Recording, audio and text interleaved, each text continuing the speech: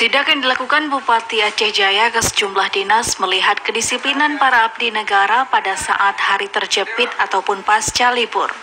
Karena biasanya banyak yang tidak masuk kerja, sehingga Bupati setempat menggelar inspeksi mendadak.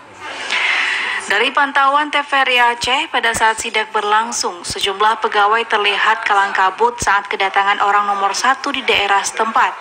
Bahkan ada sebagian yang tidak menggunakan masker saat Bupati melakukan sidak.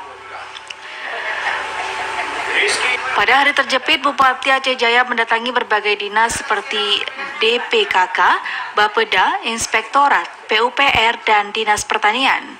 Sidak yang dilakukan Bupati Aceh Jaya bukan hanya melihat absen kehadiran, namun juga memanggil satu persatu baik para PNS, CPNS, maupun para THL.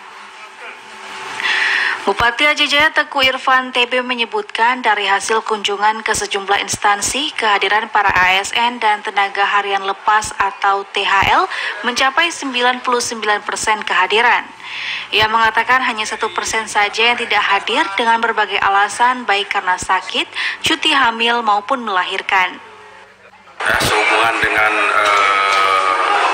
hari terjepit, misalnya kita di umumnya dari PNS kita ini, kalau melihat hari terjepit ini ada yang tidak hadir, kemudian ada punya berbagai alasan sehingga tidak hadir.